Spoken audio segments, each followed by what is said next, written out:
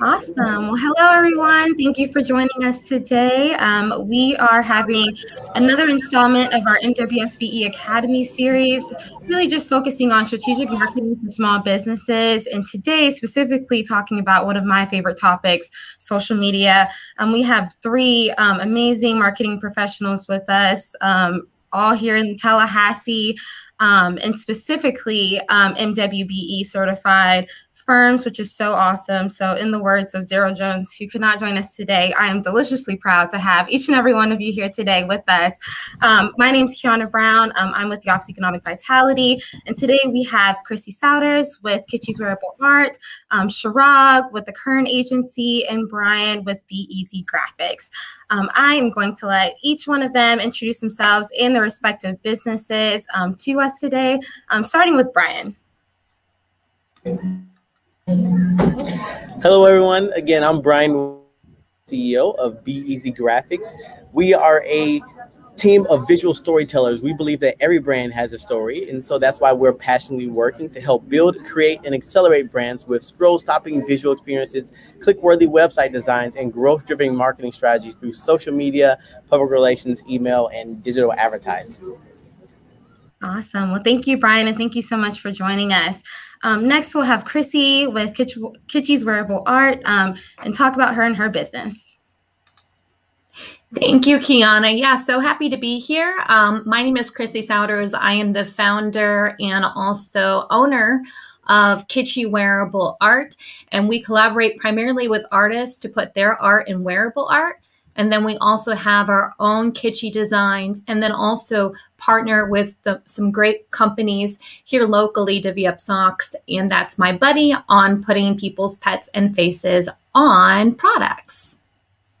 Awesome. Well, thank you, Chrissy, and thank you for joining us today. And last but not least, Shirag with the Current Agency. Please tell us about yourself and your business. Good afternoon, Tallahassee, and everybody beyond watching today. First off, shout out to OEV for the opportunity to speak about social media today and for everything you guys to move us, Tallahassee, forward. For those who don't know who I am, my name is Chirag Shah. I am the founder and CEO of the Current Agency.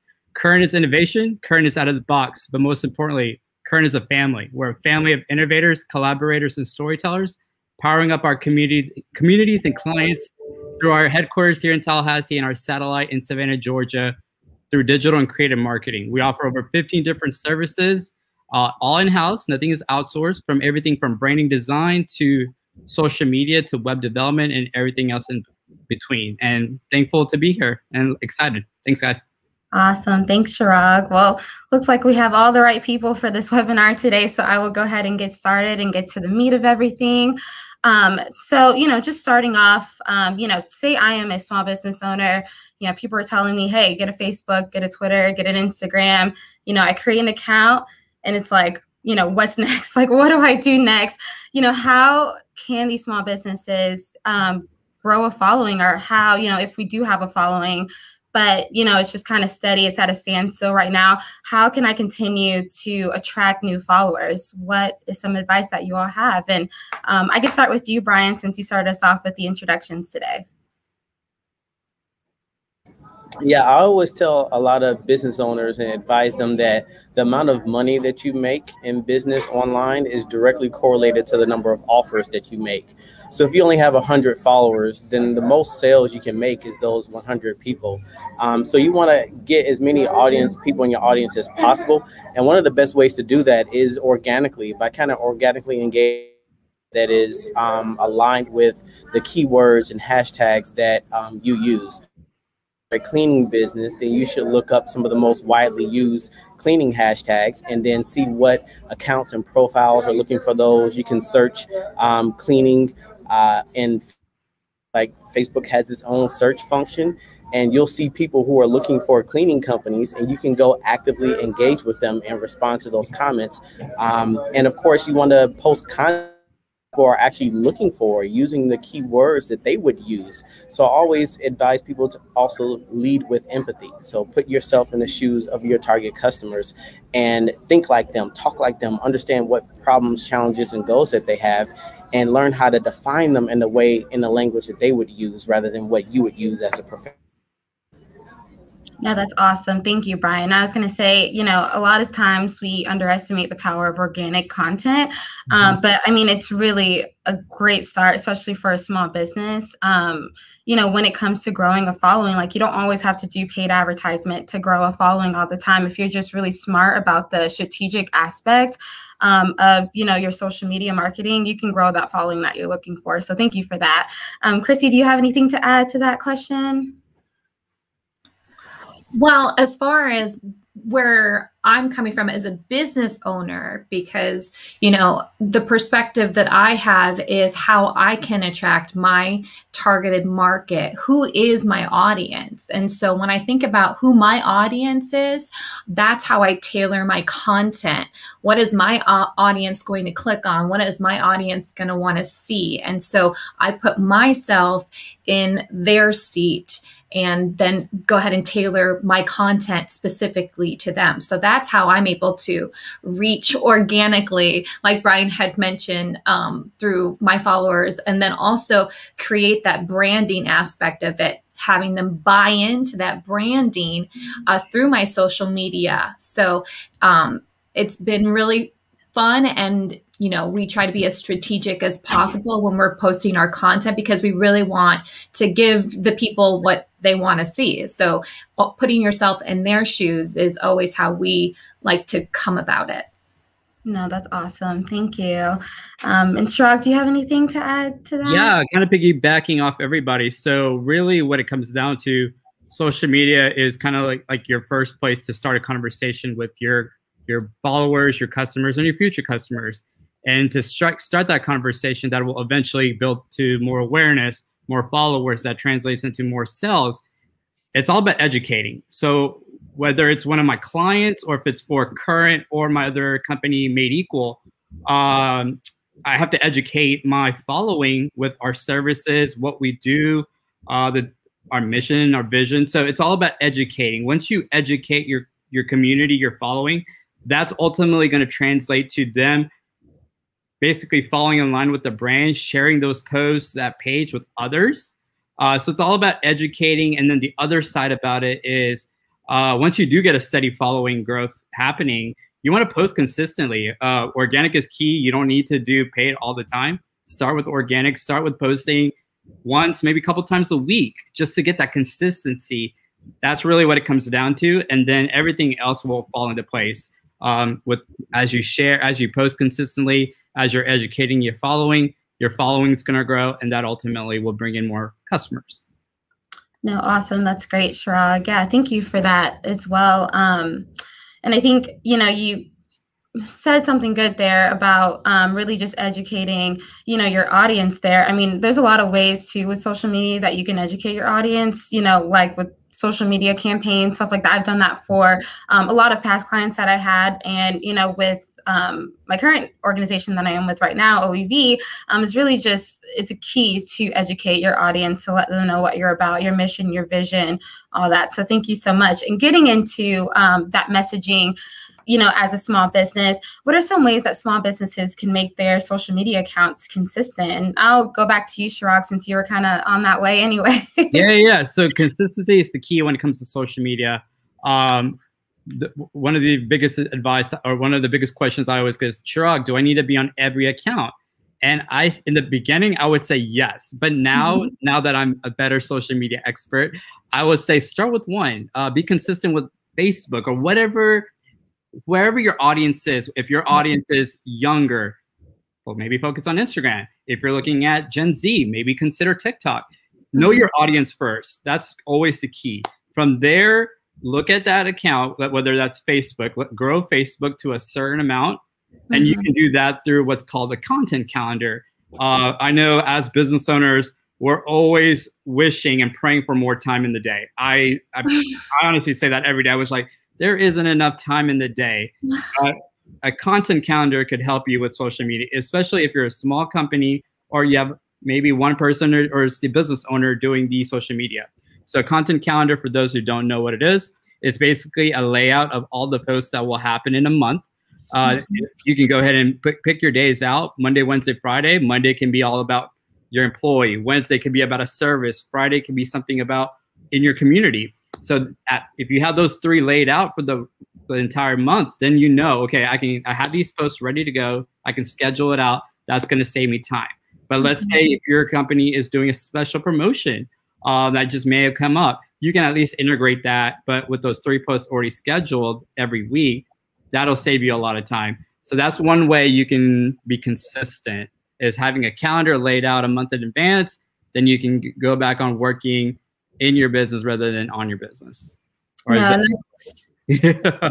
so important too. A content calendar it's so helpful to really just plan that out and have a strategy behind it. And not only that, I do want to add that, Facebook and Twitter, they have their own scheduling platforms as well. So, once you have that content calendar, go ahead and schedule those posts out. So that way, whether you're a small business owner or maybe the manager, you already have so many hats that you're wearing already. Go ahead and schedule those posts out and, do what you have to do. So that's a really great tip, Chirag. Thank you. Yeah, for sure. Yeah, awesome. Anyone else want to add anything to that? Thank you, Sheena. She's like, I love the content calendar idea. Lifesaver. It's a must do. Yeah, it's a must do. Anyone want to add anything to that?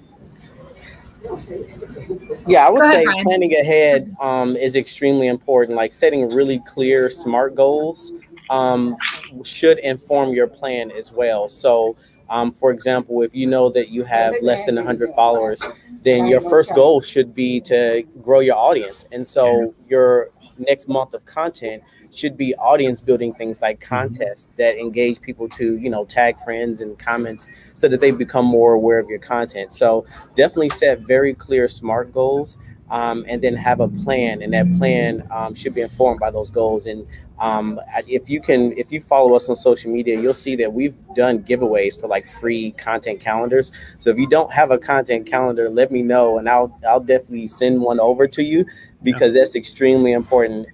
It's better to spend maybe 3 or 4 hours in one day to plan out a month or 2 of content than trying to do it day after day after day and then forgetting, and then you've lost that consistency.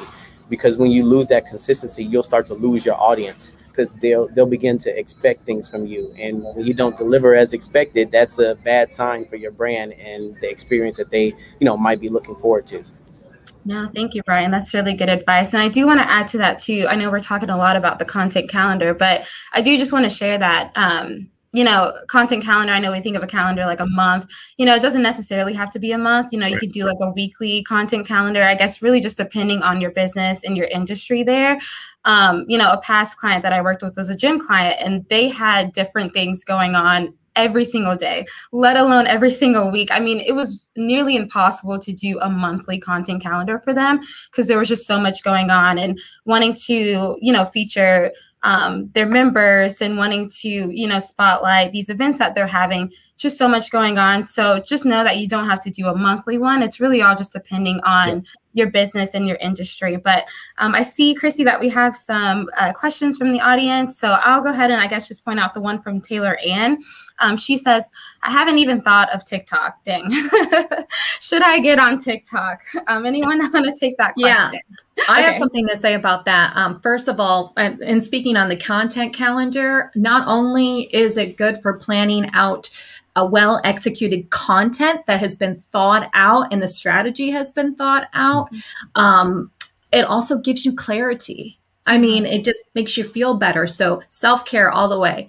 Yeah. TikTok. Okay, Taylor. So TikTok is interesting. So let me give you an example. So my very first TikTok post was the inauguration day of President Joe Biden. And I had a video that I had shot that was when I was a news reporter and Joe Biden was at Olean's here in Tallahassee, and he was ordering, soul food. And it was really like, engaging and all of that. And I was like, you know what? I'm going to see if TikTok is for real. And so what I did is I posted my very first TikTok video. It was Joe Biden ordering food at Olean's, and it was on inauguration day. And I got 800,000 views on it. And so that kind of shows you, if you are strategic, planning ahead, looking at the calendar and really specifically tailoring things to that specific time, trend, and place, then TikTok will be amazing. And what's really cool is if TikTok sees that you have like all these like views and all of that, you can put up a paywall and then actually make money off of it. Yeah. Mm-hmm. Yeah, great advice, Chrissy. Oh, go ahead, Chirag. No, Taylor, shout out. Huge fan of Cali Flow. No, I highly recommend you doing TikTok, especially for what you're doing. I religiously follow TikTok a lot. Obviously, it's in my business, but I also love all the content on it too. And I've been seeing a lot of various yoga enthusiasts on TikTok, and they are crushing it. Like again, what Chris is saying, like obviously planning out, having strategy, and being consistent on posting. Because if you go post once a week there, you're not even going to get anywhere. It has to be very, very often, at least every day, from what I've learned. So yes, you should definitely look at TikTok. Awesome. Anything you want to add to that, Brian? I kind of saw you going to the unmute button there. Yeah, I was not much to add. I definitely would say it definitely will depend on like your audience. For certain, for me, I would advocate for TikTok because I'm a huge proponent of like humanizing your brand, and I think using humor and personalizing your content so people don't see that you're uptight and this robotic, nameless, faceless brand, that they can see some personality behind it. They value that a lot. So the more you can personalize your content by showing them, and for us, some of the things that we're working on is a lot of people don't see what we do behind the scenes, like a lot of the challenges that we face. And so TikTok's perfect for that. Right. Yeah. And that's exactly what we're working on. So for example, we're in the process of creating some content on TikTok to post like waiting in a Zoom meeting for a client to get the connection and get connected to audio. So like those are really, funny scenarios to talk about that people don't really talk about when you're doing business. And so we want to make light of those situations. And I think TikTok's a great way to show another side of how you do business. And just to piggyback a little bit more, so we're working with a couple chiropractors, and that's the biggest scare is like, oh my gosh, I'm too scared to go to a chiropractor because they're gonna crack my back or the popping scares me. So we're taking TikTok as one of her channels to show the fun, personal, it's not scary side of chiropractic through TikTok. Yeah. No, that's awesome. Yeah, I was gonna say I've seen some of those chiropractic videos on YouTube.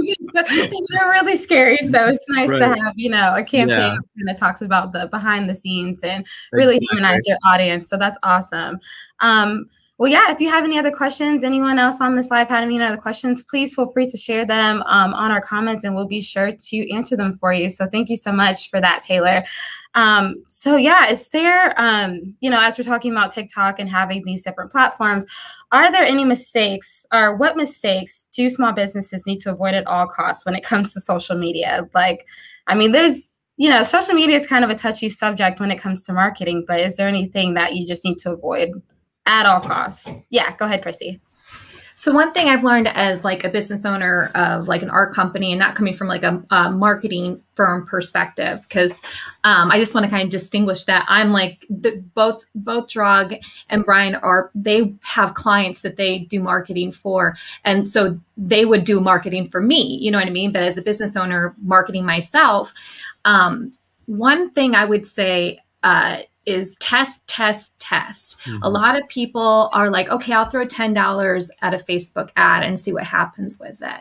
But why would you put, money behind a post that really isn't getting organic traction? And so one thing that I do with kitschy wearable art, because there's, I work with jewelry, right? And so what I'm always trying to figure out, well, what is the best way to capture that? And so just to give you kind of like some variation and nuances with my business, you can do a close up of the jewelry, you can have someone wearing the jewelry, or you could just do with a plain white background and focus in on the jewelry. Well, I test and test and test to see what people are going to like most. And then determining on that post is what I would put money behind if I wanted to do that sort of thing.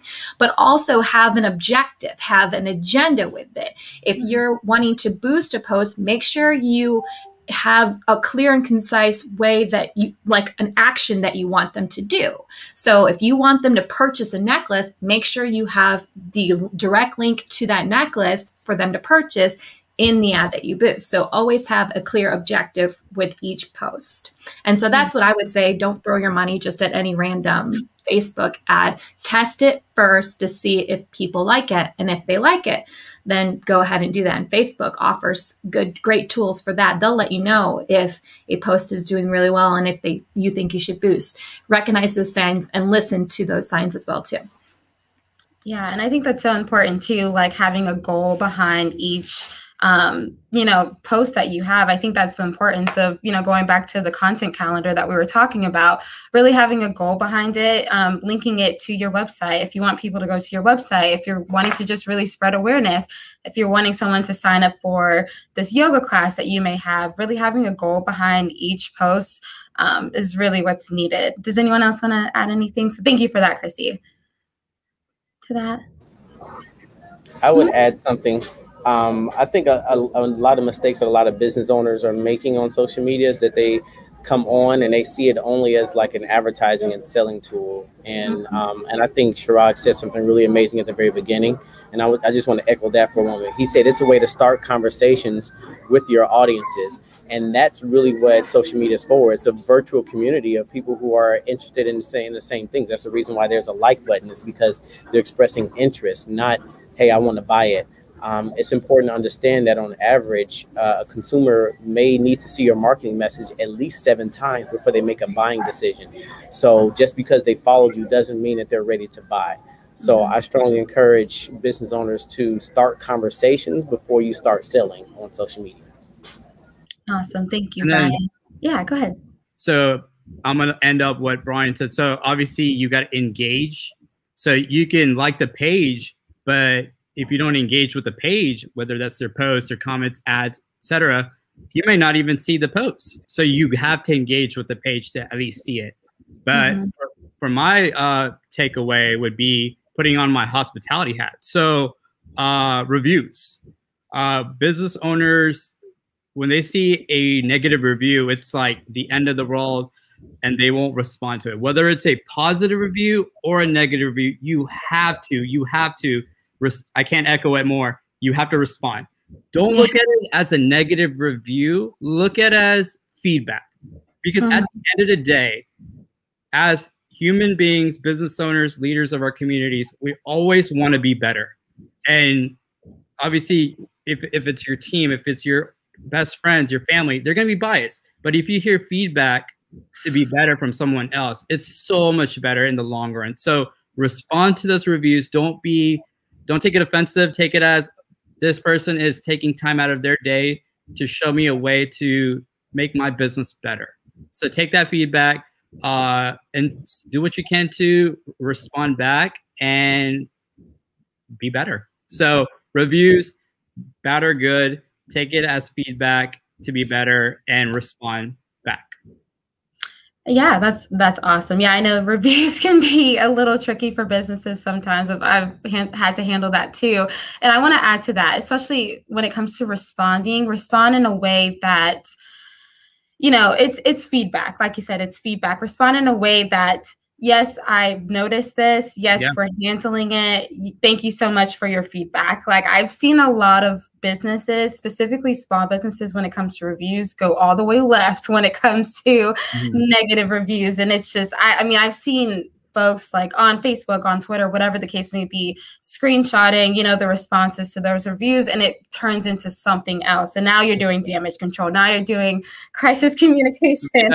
Yeah, all because of the fact that, it's like, instead of just taking it as feedback and responding as, I see this, thank you so much, we're handling it, you're like, that's not my business, stuff like that. So that's a really great advice. Thank you, Chirag. I appreciate it. I have a document on various response matrix. So if anybody needs that or would love that, just let us know. Let OEV know, and I'll send it over to you guys. Awesome. I would love to pass that along too. Yeah. That's awesome. Well, I think we have a question from the audience, Chrissy. I see Valencia here asks, I've got a question on the topic of boosting. Facebook has rejected my recent post, but I can't understand why. Does anyone want to take that question. I've had some clients having that same issue.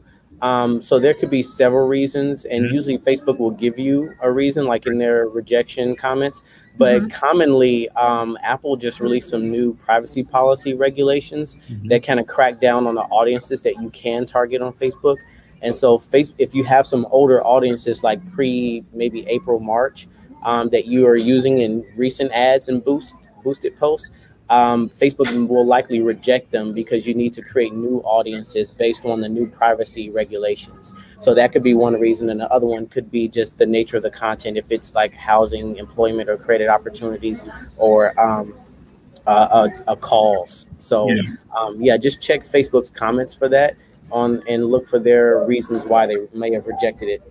And Ms. Valencia, you can actually go into your ads manager and they'll have a pop-up indicating that there's a policy change. So you can go through their checklist and make sure that everything is done. And then your ad should be updated and working again.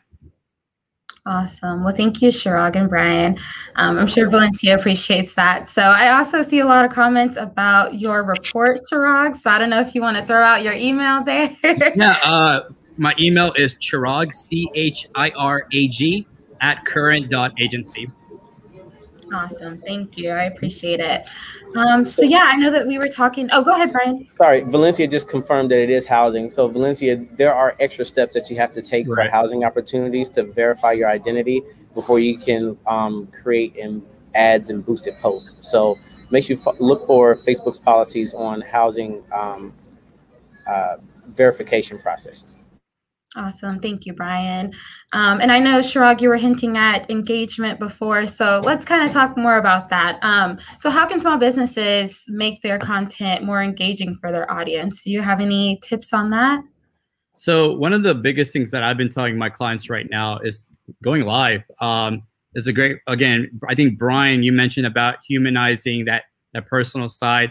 I think, and you do a great job over at Be Easy Graphics with that when you're especially at an event. I love seeing you come in, seeing you involve everybody that's there at the event. So I think that is one of the ways you can start going live more. I think Jessica over at Fun for Tally Kids mentioned most people are kind of shy to be behind the camera. Oh no, I believe it. I can put anybody behind the camera, but if you ask me, it's always hard. But that's just something like you don't need to go full throttle. Just start with something comfortable, like maybe 20 seconds, 30 seconds, and then building your way up to when you do feel comfortable being on camera. I would say going live is one of the first ways that you can make your content more engageable. Now, I'm sure Chrissy and Brian can talk about some other ideas too. Yeah, absolutely. Video, I believe the stat is up to 2,000%. Video gets 2,000% more engagement than any other content, whether it's a text, image, or anything else. So one of the things that I've advised people before, business owners before, like if you're too shy to be in front of the camera, one thing you can do is like use Zoom to stream live to Facebook and just do a presentation and present like just maybe a quick 2 or 3 minute presentation. You can take one of your frequently asked questions. Like if you have customers that ask the same question every time, every new customer, then you can answer that question during a live video with the presentation on your, or you can pre-record it if that's easier for you and just screen share. So definitely use video to kind of maximize your engagement. And I would pretty much echo that. Like, I mean, if you're looking for more engagement, video is the way to do it. Especially with attention spans getting smaller and smaller each day. Pre-COVID, it was 7 seconds, and now with us having to do all these Zoom sessions, and probably less than 7 now. So people don't want to read anymore. They just want to watch and get the message and support your business, hopefully. Yeah. So obviously, I'm a big live stream video all the way. Are you really, Chrissy?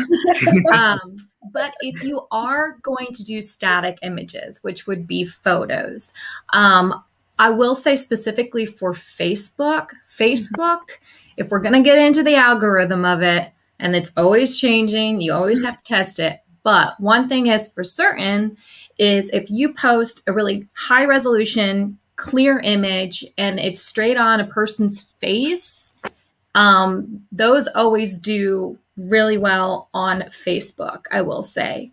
Also, if you even mention Facebook in the text as well too, if you're like, hooray, Facebook, if you're an advocate of Facebook in your post, they're going to be like, okay, yeah, you're cheering us on. So awesome.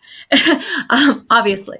And then also if you're using those tools specific to Facebook. So like on Instagram, you can, obviously Facebook owns Instagram, whatnot, but some people choose to do like the same posts and share it on Facebook.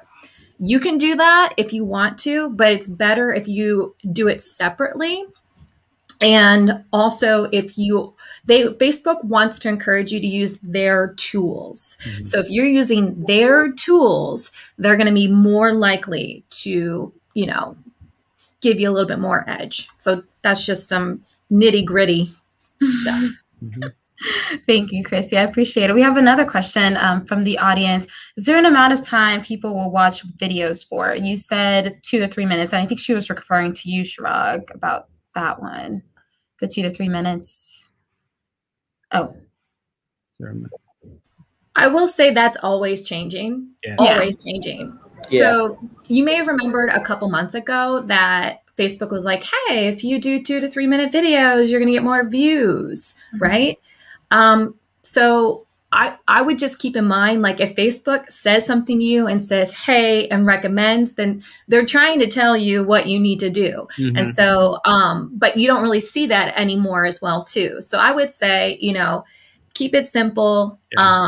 2 to 3 minutes. Yeah. But that could always change. So I wouldn't really be fixated on that. So with all the videos that we're doing right now, 2 to 3 minutes would be just way too much, unless it just depends on what it is. But on average, the sweet spot right now for all the videos we're creating is anywhere from 30 to 90 seconds. So 30 seconds to a minute and a half. That's obviously below the 2 to 3 mark as listed by Taylor.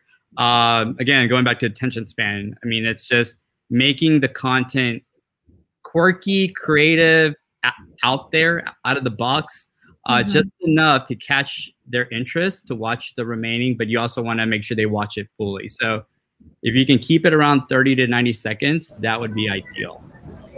Yeah, I think most of your Facebook insights will show that there's a huge 30-second drop-off rate. Yeah. And I want to say it's anywhere between 50 to 74%, which is pretty high after 30 seconds. But the people that stay on to that 90-second mark are really, really interested. So it's going to depend on the content of the video. Yeah. So you and if I'll give this secret, right? There's a formula that we've used that's really, really effective. The first thing that we kind of start out with is the problem, like what's the pain point that people are having, and so we'll say, hey, if you point, then we're going to give you X weeks to learn how to get over it. The second part will be the hook, right? If you're having this problem, these are some of the things that you should do. And then the third is your pitch. If you need help with this, these are some of the things that my team or that I can help you out with overcoming that goal or challenge. And then the fourth one will be the call to action. What do you want them to do in order to kind of capture their information? If you have a good hook, a good problem statement, everything else is going to flow, and it's going to make it a lot easier to kind of close the gap with those drop-off rates. So your video content is key, but like everything else, you got to plan it out. You got to have a plan and a strategy behind it. Awesome. Yeah, go ahead, Shrug. One thing else to add on, also knowing where you want the video to be placed on is important when it comes to social media platforms.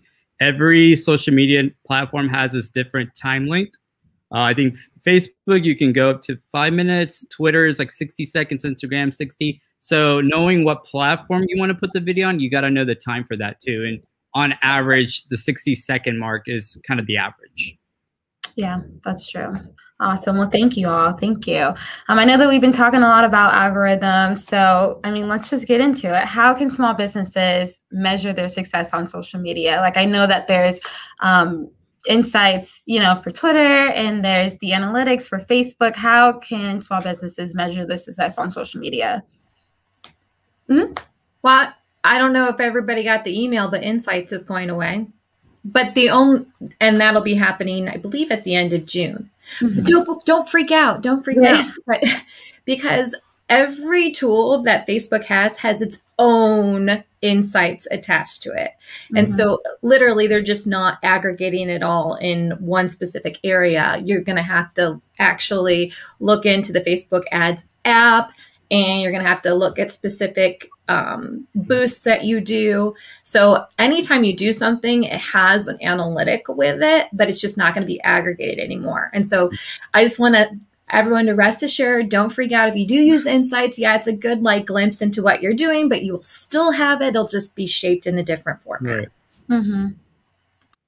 And before it does go away, one thing I do love about specifically Facebook Insights is how you can watch other pages, not in a creepy way, but just how you could stack other competitors on that Insights and kind of just see how they're doing. I mean, we do that for all of our clients just so we can kind of see how we stack up with the rest of our clients in that field, the same field, and their competitors. So if you're not already doing it, try for a month. I'm hoping Facebook will still keep that. I haven't read into if they are or not, but you can put as many businesses up there and kind of see how they're doing on various metrics, from how many times they're posting, what's their engagement level at, and how many new followers they may get. So that's something else to look at to track success. Yeah, and you can on any platform that you're on, you'll be able to export those insights and files into reports, usually Excel spreadsheets. And sometimes we create our own dashboard with those reports. I mean, I have to say that we have a tool that helps with that. We use a CRM, or client relationship management system, that aggregates our website traffic, social media, basically every marketing metric into one dashboard for us. And so it makes it a lot easier for us to track and measure our success on social media. But I think the big thing for you to understand is, how does this play in the overall big picture? So, for example, one of our SMART goals is to make at least 100 new contacts each month, right? And so if social media's role in that is to help us with, contributing toward that 100, one of the things that we look at over the course of 30 days is how many new people did we meet on social media. And so we set goals based on that channel. And so understanding what your goals are, you'll be able to kind of better outline your marketing metrics that contribute to your success. And those are going to be different depending on where you're at in business. So if you're at a point where you need brand awareness, then making new contacts may not be your biggest goal. It may be just growing your audience that will eventually lead to making new contacts. So your goal might be to get 500 new followers by the end of the quarter. So set those goals and then find the right tools and resources that will help you measure your success toward that. Awesome. Thank you all. Thank you. And what are some future social media marketing trends that are on the horizon that small businesses need to look out for their business? Anyone want to get started on that? So it's already happening, but it hasn't become mainstream just yet. But be on the lookout. I mean, it's already a thing. Virtual and augmented reality, that will be slowly coming into mainstream marketing. And what I mean by virtual and augmented reality, so I'll give you an example. So virtual is when you create an experience through a headset. You've seen Vive, you've seen HTC, Oculus. So creating experiences through that, like such as, let's say I have a healthcare practice and they want to educate their younger audience what it's like to be going through a human body. So going through different parts of the body and putting on the headset. So that's one example right there. Another example is augmented reality. A great example would be those filters that you see on Snapchat, such as those dog filters. Or taking another extreme step would be, let's say you're an architect. And it's already happening. I know a few friends of mine that's already doing this right now. So let's say you're an architect and you design a beautiful home, but you want to see what it looks like on a table, but also you want to walk through it. So you can create this house and use the camera in your phone or your tablet and set the house on your table and see it from a table point of view using the camera on your phone. Or let's say you want to do a real live view and put a house outside in augmented reality. then you can take your phone, tablet, and walk through it as well. So those are the things that are happening right now on a grand scale, but there is smaller museums just in our close to our neighborhood, Valdosta, that are trying to create exhibits to attract young professionals. And so what they're trying to do is create a exhibit, in an empty room, and the way to see the exhibits is through your phone and tablet. So those are different ways that businesses could attract different audiences. So I think that, to me, is one of the biggest trends. There are some local businesses that are doing it right now, but eventually it will become very mainstream. Yeah, that's a good point. I was gonna say even like Amazon and different furniture companies are doing that right now by placing, their furniture or whatever they have like in your house, so you can kind of see it for yourself, like in your house before you purchase it. So that's a great point, Chirag. I'm so glad you brought that up. For example, I'm a huge sneakerhead. As of COVID, I've become a sneakerhead. So Nike is doing a great job with that, where you can literally try on sneakers and see what they look like through your camera lens. Yeah. Which is pretty cool. And then for all the females out there, I'm sure you would like to see what it looks like before you make that purchase too. So. Oh yeah. Especially me. I'm the indecisive shopper here. I'll go back to the app like a couple times and like, oh, I don't know, but I'll eventually buy them, of course. Right, so. right. Chrissy, do you have anything to add? I think you are. Yeah. Yeah. I'll just say one thing as far as like shopping is concerned. Virtual customization, being able to customize things virtually before getting it in hand. So that's just one thing that I know as far as like, where the arena that I'm in, that's one thing that is happening and will be more out there. Awesome. Well, yeah, thank you. And you're already ahead of that too with Kitschy's Wearable Art. So that's awesome. Brian, did you have anything to add? Yeah, I love what Chirag was saying, because there's a huge try before you buy movement happening, and a lot of brands are really ahead of the curve with AR and VR. And I would also expect a huge move toward more media sharing trends. So right now, there's Clubhouse, right? A lot of people are doing audio sharing through Clubhouse. And I suspect that there's going to be more trends toward video, where it might be a video only platform that people can use in order to share and demonstrate their expertise. So it's not enough to have a quality product or service. You have to demonstrate that you can be a trusted provider of that product or service. And one of the best ways to do that is to regularly and consistently share educational content through, audio or video, because that's the another try before you buy option. So yeah, just be on the lookout for that. If you're not comfortable with video, you're going to have to get real comfortable very soon. Yeah.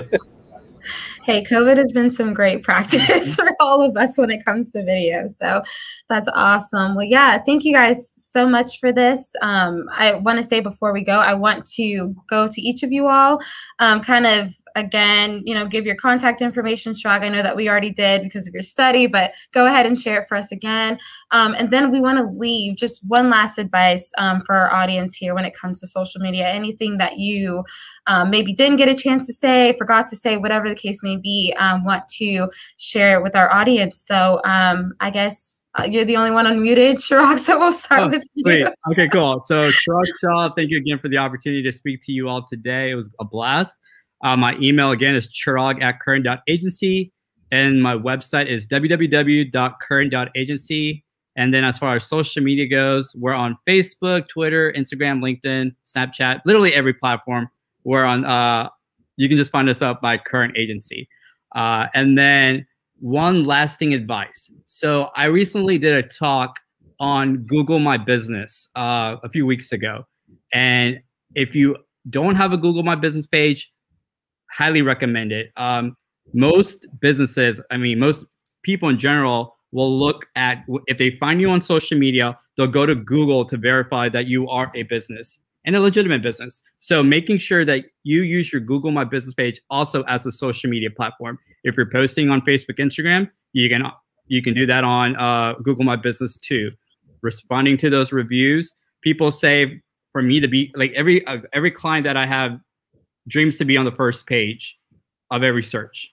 And That's what we always strive to do. But people think that if I do ads only, that's the way that I get to the top first. No, that's not the only way. There's a lot of different things you have to do on top of the ads. You got to post often. You got to respond to those reviews. So make sure that you have a Google My Business page and that you stay active on it as well. And you can do a lot on the parameters on the back end, and then you get to see a lot of great analytics too. So Google My Business page is my last takeaway. Awesome. Thank you, Chirag. Brian, do you want to go next? Sure. Again, my name is Brian Wyatt. I am the founding president and CEO of Be Easy Graphics. If you'd like to connect with us, you can Google us at Be Easy Graphics, or I just dropped my info and link in the comments on Facebook, so you can just contact us there. I guess my final thought, and it kind of piggybacks on what Chirag had mentioned, is that you should also consider YouTube as your social network as well. It is another Google property, and every bit of content that you put on YouTube is highly searchable on Google. So I want to give like a quick story. I have been posting on Google My Business consistently, and I never really paid attention to some of the insights on it. But just in the last month alone, I've gotten 1,000 views on Google My Business posts. And I didn't know that many people were even looking for us. So you definitely should be using Google My Business, and you should definitely be using YouTube for things like explainer videos, tutorials, and more. So thank you for this opportunity, OEV, Kiana, and Chrissy, and Daryl Jones. And I'll let you all close it out. Awesome. Well, thank you, Brian. Chrissy, do you want to go ahead and go? Well, as like a small business owner and, trying to, conduct business and, support other small businesses as well. Share the love on social media. Do shout outs for other small businesses and other people out there, because if you share the love, then they're going to share the love back. And so that's something that we try to do specifically with, our partners and artists that we collaborate with. We're always sharing their information and supporting what they're doing as well too. Collaboration is key. So collaborate. Even if it's not in person, you can always do it on social media. Awesome. Well, thank you all so much for joining us today. I just also want to add too that our next Strategic Marketing for Small Business installment series will be on Wednesday, June 9th, Wednesday at noon. We will be talking about TV, print, and radio. So we will be continuing this conversation about marketing. We have a three-part series for marketing. So really excited to have you all join us back. And thank you all for joining us today. Please have a great rest of your day. And goodbye. Thank you. Have an amazing day, everybody. Take care. Bye. Bye. Bye.